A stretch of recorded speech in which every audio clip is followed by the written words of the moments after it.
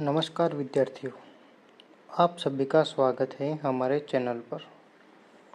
अगर आप कक्षा 10वीं सोशल साइंस की तैयारी कर रहे हैं तो यह चैनल आपके लिए बहुत उपयोगी होने वाला है। आज से हम शुरू कर रहे हैं कक्षा 10वीं नागरिक शास्त्र यानी पॉलिटिकल साइंस की पढ़ाई। और आज हमारा पहला अध्याय है सत्ता की साझेदारी यानी पावर शेयरिंग।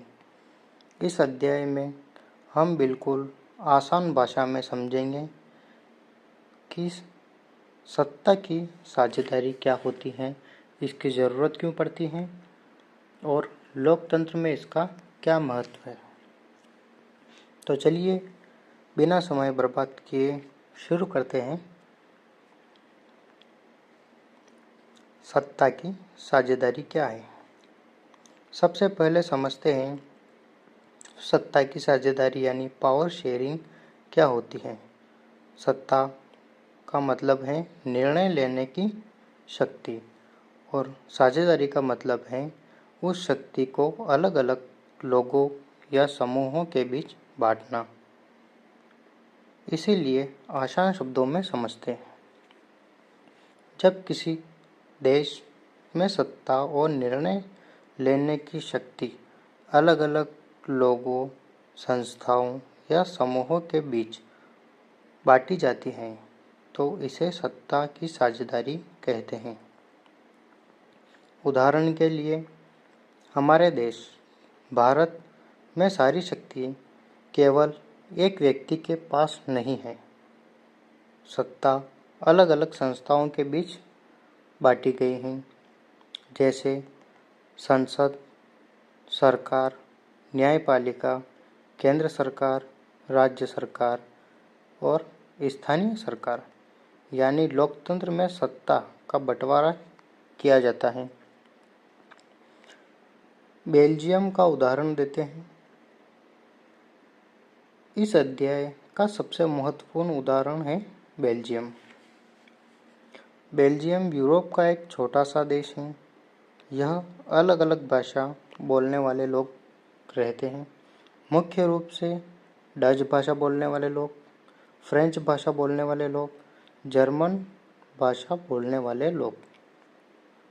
यहाँ समस्या यह थी कि फ्रेंच बोलने वाले लोगों की संख्या अल्पसंख्यक समुदाय आर्थिक रूप से अधिक शक्तिशाली था, जबकि डच बोलने वाला समुदाय संख्या अधिक था।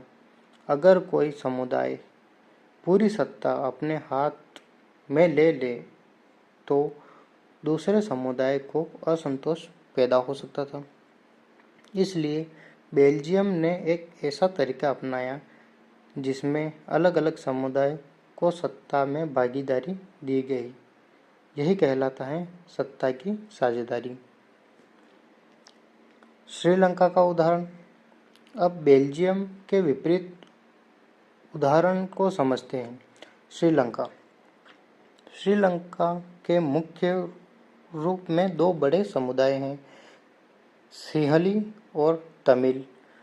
श्रीलंका में सिंहली समुदाय संख्या में अधिक था। 1956 में सरकार ने सिंहला भाषा को आधिकारिक भाषा बनाने का फैसला किया। इसके अलावा सरकार ने ऐसी नीतियां अपनाई जिनसे तमिल समुदाय को असंतोष बढ़ा। तमिल लोगों को लगा कि उनके साथ समान व्यवहार नहीं किया जा रहा है। धीरे धीरे यह समस्या गंभीर होती गई और देश में संघर्ष की स्थिति पैदा हो गई। इस उदाहरण से हमें सीखने को मिलता है कि यदि किसी देश में केवल बहुसंख्यक समुदाय की इच्छा को महत्व दिया जाए और अल्पसंख्यक समुदाय को सत्ता में उचित भागीदारी न मिले तो देश में तनाव और संघर्ष बढ़ सकता है। सत्ता की साझेदारी क्यों जरूरी है? अब सवाल आता है कि आखिर सत्ता की साझेदारी क्यों है? इसके दो मुख्य कारण है। पहला कारण व्यवहारिक कारण। अगर समाज में अलग अलग समुदाय हैं और सभी को निर्णय लेने में भागीदारी मिलती है तो उनके बीच संघर्ष की संभावना कम होती है। इससे देश में राजनीतिक स्थिरता और शांति बनी रहती है। दूसरा कारण नैतिक कारण। लोकतंत्र का मतलब ही है कि लोगों को शासन में भाग लेने का अधिकार मिले। इसीलिए लोकतांत्रिक व्यवस्था में सत्ता की साझेदारी लोकतंत्र की भावना के अनुसार है। याद रखें, सत्ता की साझेदारी से सामाजिक संघर्ष कम होता है और लोकतंत्र मजबूत होता है। सत्ता की साझेदारी के विभिन्न रूप। अब इस अध्याय का महत्वपूर्ण भाग आता है, सत्ता की साझेदारी के रूप। सत्ता की साझेदारी मुख्य रूप से 4 तरीकों से होती है। 1. सरकार के विभिन्न अंगों के बीच। सत्ता को सरकार के अलग अलग अंगों में बांटा जाता है। विधायिका, कार्यपालिका और न्यायपालिका। इसे हम क्षैतिज सत्ता विभाजन कहते हैं, क्योंकि तीनों अंग एक दूसरे पर नियंत्रण और संतुलन बनाए रखते हैं। दूसरा, सरकार के विभिन्न स्तरों के बीच। भारत में सत्ता अलग अलग स्तरों पर बांटी गई है।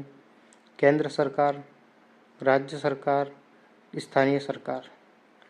इसे ऊर्ध्वधरा सत्ता विभाजन कहा जाता है। तीसरा, विभिन्न सामाजिक समूहों के बीच।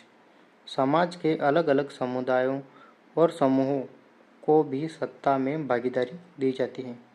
उदाहरण के लिए एससी और एसटी के आरक्षण।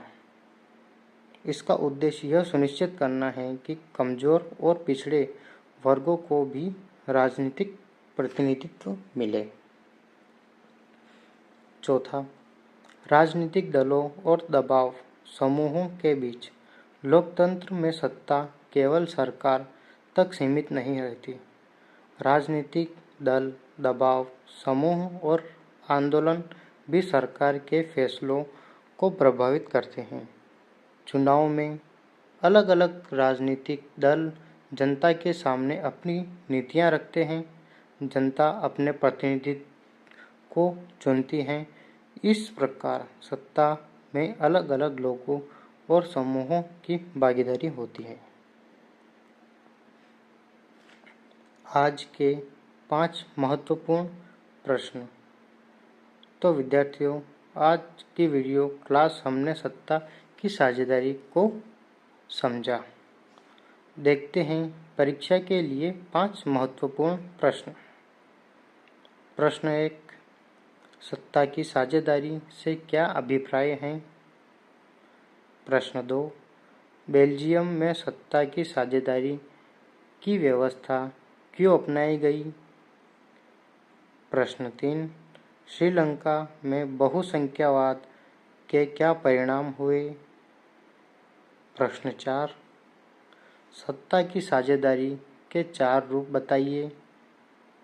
प्रश्न 5, लोकतंत्र में सत्ता की साझेदारी क्यों आवश्यक है?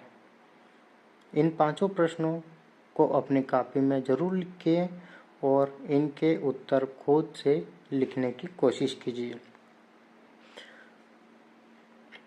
तो विद्यार्थियों, आज हमने कक्षा 10वीं पॉलिटिकल साइंस के अध्याय सत्ता की साझेदारी को बिल्कुल आसान भाषा में समझा।